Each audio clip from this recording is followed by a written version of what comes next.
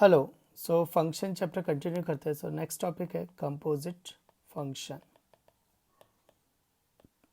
Composite function, तो composite function के अंदर क्या होता है कि फंक्शन के अंदर फंक्शन, फंक्शन के अंदर फंक्शन। तो जैसे अगर मान लो f of x is equal to sine x लिखा है और g of x is equal to e raise to x लिखा है, तो कंपोजिट फंक्शन जैसे मैंने किया f of ji of x, तो इसमें हो क्या रहा है, इसमें एफ के अंदर जी है और एफ फिर कुछ देगा, है ना। तो फॉग एक्स, तो इसको ऐसे देखो, तो एफ ऑफ एक्स में एक्स की जगह जी एक्स रख दिया, तो ये आ गया sine of ji of x.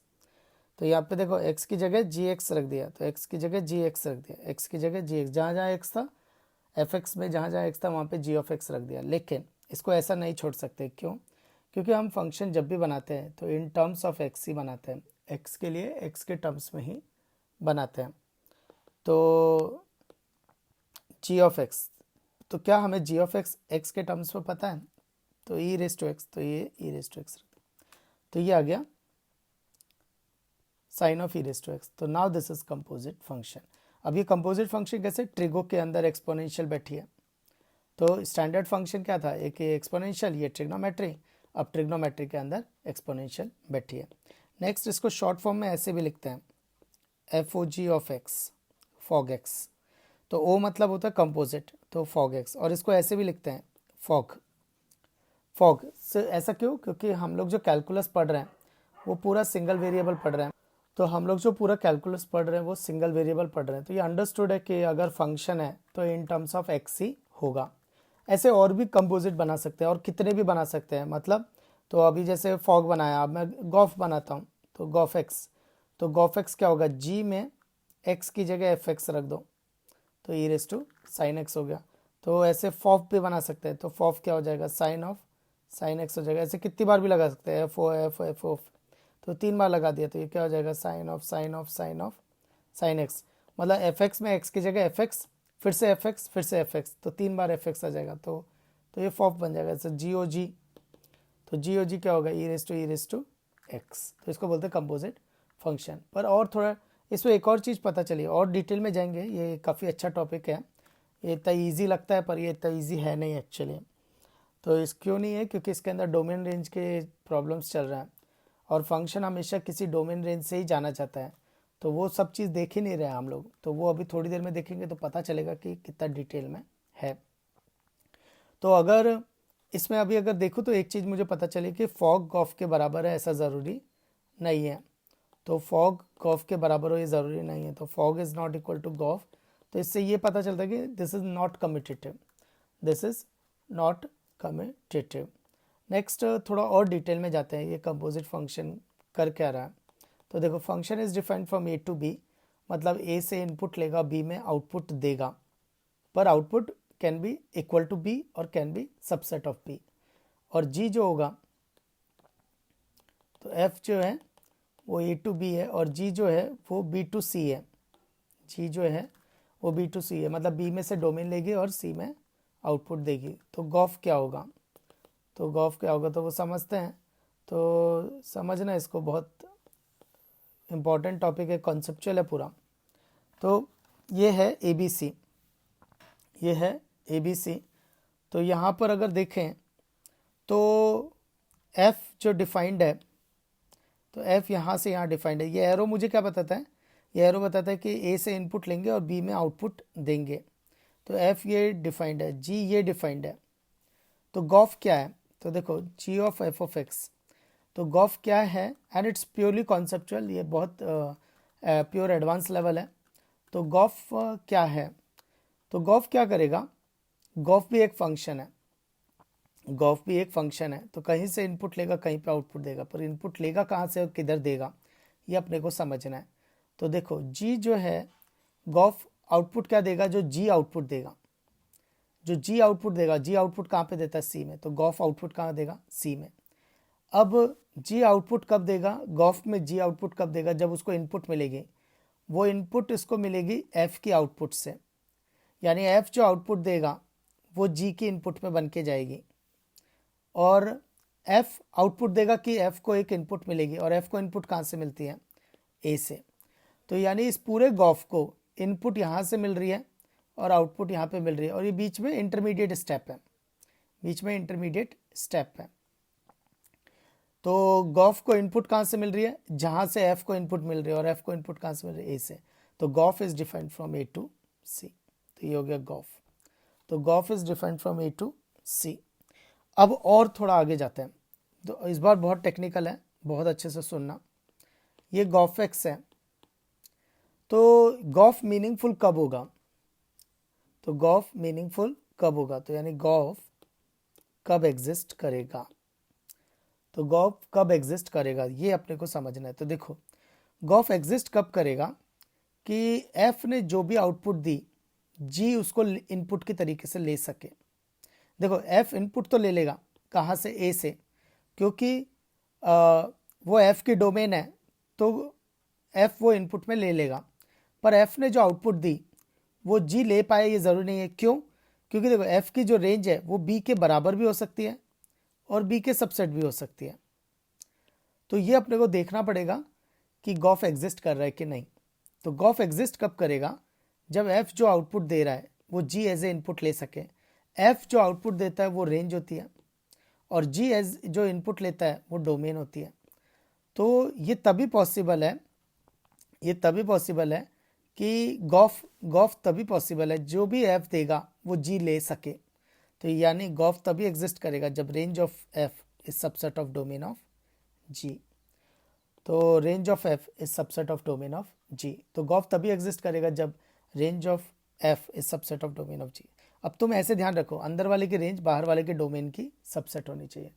अंदर वाले की रेंज बाहर वाले के डोमेन की सबसेट होनी चाहिए। तो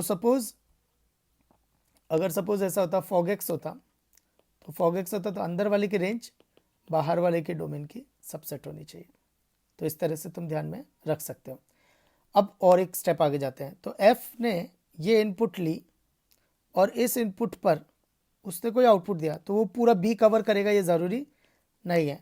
तो एफ ने इस इनपुट पर एक आउटपुट दी, है ना। अब देखो जी बी पूरा बी डोमेन लेता तो इतना रेंज बनाता।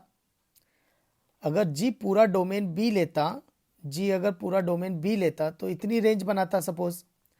लेकिन अब हो सकता है कि एफ के डोमेन की वजह से उसकी रेंज कम हो गई।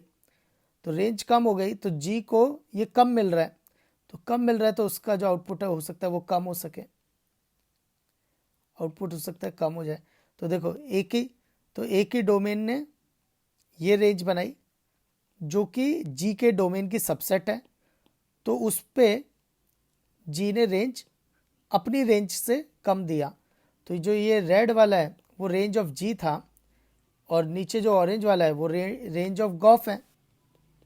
तो इससे ये पता चला कि range of g o f is subset of range of g, range of g.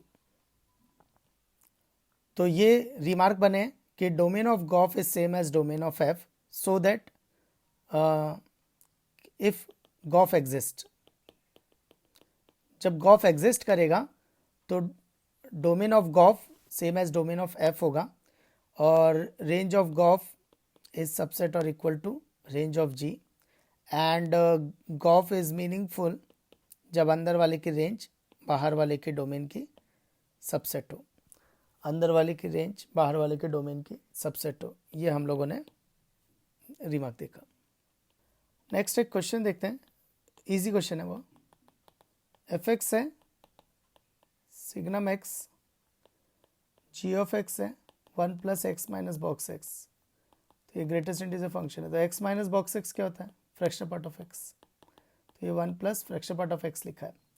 तो अपने को फॉग एक्स निकालना है और गॉफ एक्स निकालना है। तो निकालते हैं। तो फॉग एक्स क्या होगा, फॉग एक्स होगा एफ के अंदर यानी सिग्नम एक्स जी एक्स डाल दो तो 1 प्लस फ्रैक्शनल पार्ट ऑफ। अब ये क्या देगा, सिग्नम क्या देगा कि इसको क्या मिल रहा है, तो इसको मिल रहा है 1 प्लस फ्रैक्शनल पॉजिटिव होता है, तो 1 प्लस तो पॉजिटिव ही होगा। तो सिग्नम को पॉजिटिव मिल रहा है, तो सिग्नम को इनपुट अगर पॉजिटिव मिल रही है तो आउटपुट क्या देगी 1। तो सिग्नम को इनपुट अगर पॉजिटिव मिल रही है तो आउटपुट क्या देगी 1। अब आता है गॉफएक्स। गॉफएक्स में मतलब जी की जगह, जी में एक्स की जगह एफ एक्स डालता हूँ तो 1 प्लस सिग्नम एक्स।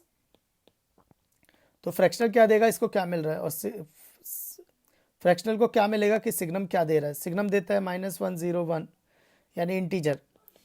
तो इंटीजर, तो फ्रैक्शनल को इंटीजर्स मिल रहा है, सिग्नम इंटीजर्स दे रहा है, सिग्नम आउटपुट में इंटीजर्स दे रहा है, तो फ्रैक्शनल को इंटीजर्स मिल रहा है, तो आउटपुट में क्या देगा 0 देगा ये, तो 1 + 0 तो 1। पर ये मत सोच लेना कि fog is equal to gof, ये हमेशा ज़रूरी नहीं है। यहाँ पे आ रहा है, यहाँ पर आ रहा है f o g is equal to g o f, पर ऐसा मत सोच लेना क्योंकि this is not always true, तो actually this is not commutative. तो ये क्वेश्चन है और ये pure JEE advance level question है। अब देखो ये जेई एडवांस लेवल क्वेश्चन कैसे हैं, एफ एक्स दिया है, जी ऑफ एक्स दिया है, फॉग एग्जिस्ट कर रहा है, तो रेंज ऑफ जी निकालना है।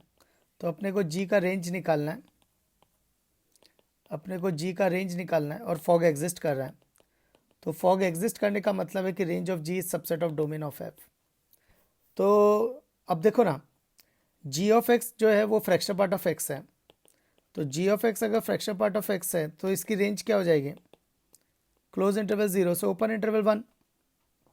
लेकिन ये नहीं है, ये जी की रेंज ज़रूर है पर फॉग को एग्जिस्ट करते हुए जी की रेंज नहीं है, तो वो अपने को वही फंडा लगाना पड़ेगा, तो क्या हो जाएगा सबसेट हो जाएगी।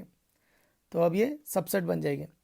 तो जी की range fractional part of x से ठीक है, पर फॉग को एग्जिस्ट करने के लिए ये नहीं होगी। तो इससे एक और चीज़ पता चली कि range of G fog exist हो, इसके लिए रेंज ऑफ जी जो भी होगी वो 0 से 1 से छोटी ही होगी, इससे ज़्यादा हो ही नहीं सकती, क्योंकि इससे ज़्यादा तो जी की रेंज भी नहीं है। तो अब जी की रेंज एफ की डोमेन की सबसेट होनी चाहिए, तो यानी एफ की डोमेन निकालनी पड़ेगी। अब एफ की डोमेन निकालने का मतलब you apply all the condition. तो अब ऑल द कंडीशन क्या है, लॉग का बेस पॉजिटिव यानी 100x इज ग्रेटर देन 0 यानी x is greater than 0 and 100x is not equal to 1, तो x is not equal to 1/100। तो एक तो ये निकल जाएगा क्योंकि 1/100 0 से 1 के बीच में आता है, तो ये 1/100 निकल जाएगा। नेक्स्ट है लॉग के आगे की क्वांटिटी पॉजिटिव होनी चाहिए, तो यानी 2 log x + 2 upon -x should be greater than 0। लेकिन अपने को पहले से पता है x पॉजिटिव है, तो x पॉजिटिव है, ये यहाँ से बेस से आ ही गया था। और एक ये ध्यान में रखेंगे x is not equal to 1/100, तो -x क्या हो जाएगा नेगेटिव, तो -x नेगेटिव, तो ये जो है वो नेगेटिव है और ओवरऑल हमें पॉजिटिव चाहिए। डिनोमिनेटर नेगेटिव है, ओवरऑल हमें पॉजिटिव चाहिए, तो न्यूमरेटर को नेगेटिव होना पड़ेगा, तो यानी 2 log x + 2 should be less than 0, तो यानी log x should be less than -1 और तो x लेस देन 1/10, क्योंकि 10⁻1 आएगा ना, 10⁻1 बेस 1 से बड़ी है, inequality will remain same. Next log के आगे क्वांटिटी पॉजिटिव होनी चाहिए, x लॉग के आगे लिखा है ना, तो ग्रेटर देन 0। तो इससे क्या क्या पता चला, तो 3 कंडीशंस लगी थी, एक बेस पे कंडीशन लगी थी, तो वहाँ से पता चला x greater than 0 and x is not equal to 1/100, और फिर लॉग के आगे क्वांटिटी पॉजिटिव होनी चाहिए, तो वहाँ से ये पता चला। तीनों का इंटरसेक्शन अपना फाइनल आंसर।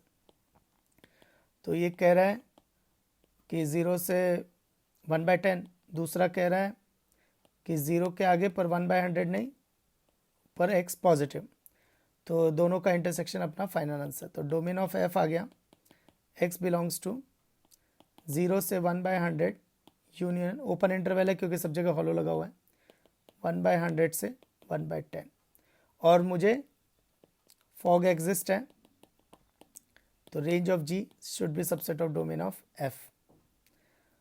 तो और जी की रेंज कितनी दे रखी थी 0 से 1, और ये एफ की डोमेन है, तो अपन क्या करेंगे दोनों का इंटरसेक्शन ले लेंगे, तो ये दोनों का इंटरसेक्शन, तो इंटरसेक्शन आएगा 0 से, यही आएगा क्योंकि f की डोमेन इससे छोटी है, तो 1/100 से 1/10, तो ये हो जाएगी g की रेंज सो दैट कि फॉग एग्जिस्ट हो, तो ये g की रेंज हो जाएगी सो दैट कि फॉग एग्जिस्ट हो।